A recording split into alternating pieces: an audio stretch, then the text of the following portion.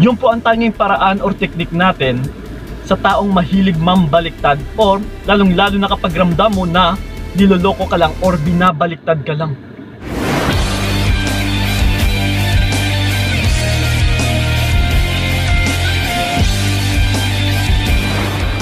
Yon, what's up? Ayan, kamusta mga utol, and then welcome sa video na ito. So once again, this is pa yung kaibigan ni Kiko. So syempre, usapang pag-ibig na naman. Dahil ito, dagdagan ko pa ang inyong mga kaalaman. Kasi ito ha, ang magiging topic natin sa video na ito is technique kapag ramdam mong binabaliktad ka ng lalaki. Okay? Now, which is kadalasan talaga itong ginagawa ng lalaki, na babaliktarin yung isang babae. Lalong-lalo na kung ano yung nahuli mo sa kanya, kung ano yung natutuklasan mo, kung ano yung mga nalaman mo.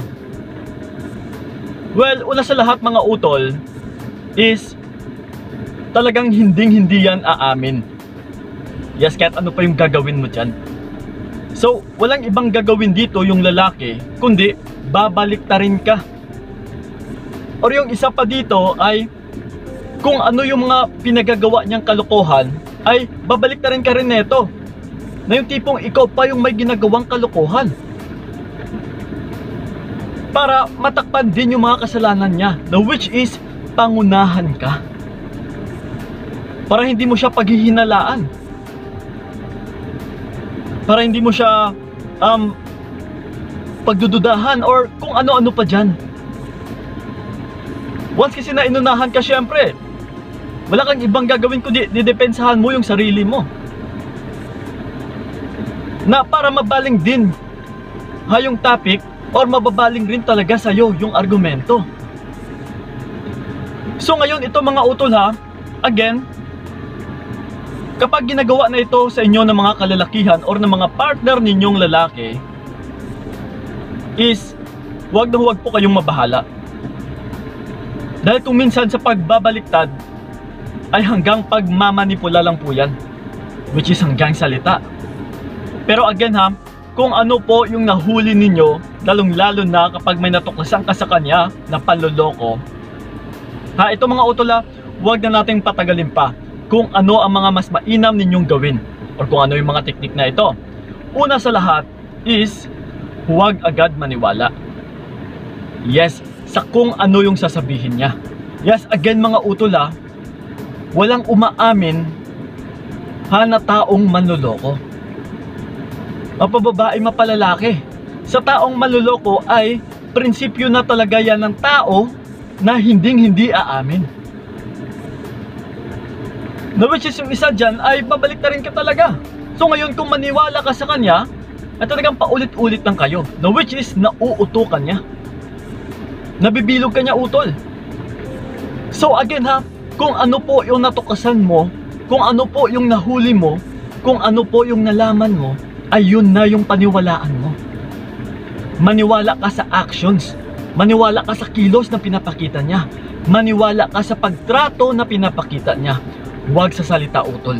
Huwag na huwag kang makinig, or huwag na huwag ka talaga lang maniwala sa kung anong sasabihin niya, dahil for sure babaliktarin ka lang. Okay? And then yung pangalawa is stop questioning or stay silent. Yes utol, again, kahit anong pagtanong mo pa sa kanya ng paulit-ulit, ay wala ka talagang makukuhang magandang sagot or tamang sagot. Yung tao kasing manloloko, again na naisabi ko na kanina, is prinsipyo nila yan na hindi talaga magsasabi ng totoo, para hindi na mahuli. Kahit babalatan mo yan utol, kahit ibilad mo yan sa araw, ipakain mo sa langgam, yes, hindi po yan aamin. So masasayang lang yung oras mo, or mas lalo ka lang ma-e-stress sa kakatanong mo sa kanya, dahil yung makukuha mong sagot wala din. Hindi totoo utol, babaliktarin ka lang din. So ang mas mainam mong gawin is, kung ano yung nahuli mo, pwede mo siyang punain, oy ano ito, ano yan, and then stop na ha, huwag mo nang pasundan pa ng another na tanong. Stop questioning nga utol, and then stay silent. Kasi kung ano yung natuklasan mo, and then umalarma ka, sinabi mo sa kanya, ipinalabas mo yung hinanaing mo na kung ano yung nahuli mo, and then bigla ka na lang nananahimik, ay talagang makapag-isip-isip din yung partner mo. Kaysa kuda ka ng kuda ka utol. Mas mainam din na hindi malalaman ng partner mo kung ano yung mga plano mo, kung ano yung nasa isipan mo. So stay silent talaga. Mas mainam talaga wala siyang malalaman din sa'yo kung ano yung mga pinaplano mo. Okay? And then ito, yung pangatlo natin is dumistansya. Ito mga utol kapag may malaki kang pruweba or ebidensya na nakita or kung may nakuha ka man, ay dumistansya ka. Lalong-lalo na kapag third party talaga, yung dahilan. Wala kang ibang gagawin dito utol kundi dumistansya ka. Again, huwag ka nang magtanong, huwag ka nang maniwala, kasi kung magtanong ka man is lahat ng sasabihin niya sa'yo ay kasinungalingan lang din. Pagsisinungaling. So dumistansya ka. Sa lahat ng gawain utol, kasi ito kapag nahuli mo na yung lalaki, pagdating sa aming mga kalalakihan, ang gawin namin is yung tipong parang wala lang nangyari. Parang wala lang. So, gagawin at gagawin pa rin ng lalaki, ng partner mong lalaki, yung mga kagustuhan niya. Magyaya siya makipagtalik sa'yo, makipagkwentuhan sa'yo, or magpapalambing kunwari. Pero again is, kinukuha lang neto yung loob mo.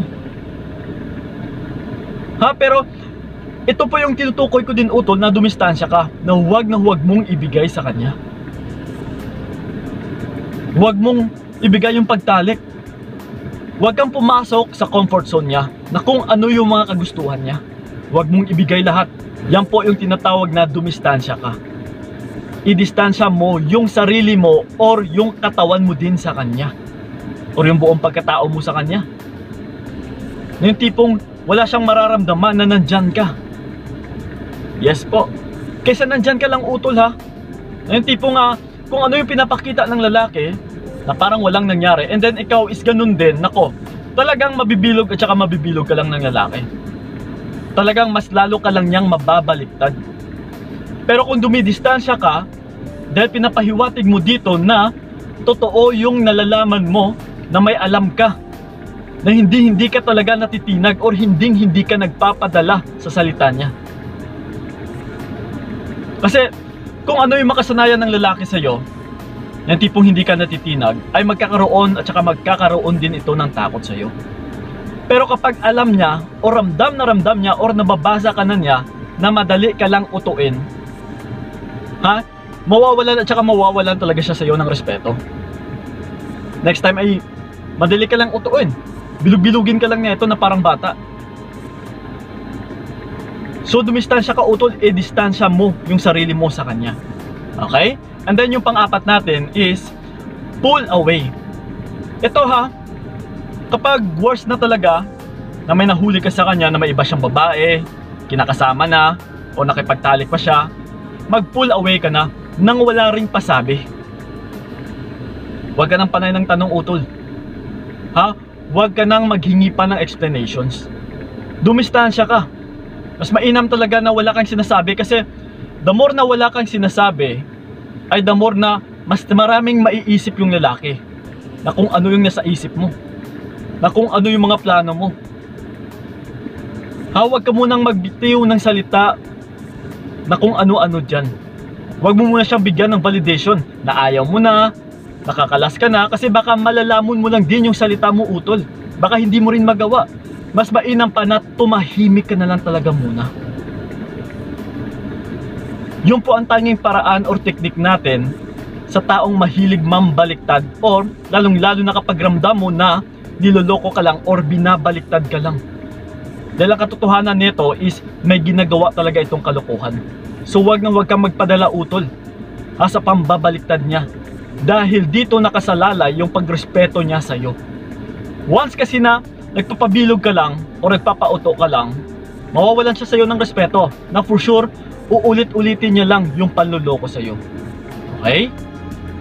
So yun ang puutol yung mga tanging paraan natin, na best technique talaga na dapat ninyong gawin, na kailangan mo lang din maging strong para makikilala ka rin ng lalaki, ng partner mong lalaki, na karespeto ka. Okay? So yun lang po sana nakatulong talaga yung video na ito. So ingat po kayo ha. God bless and babush! Binigay ko lahat para wala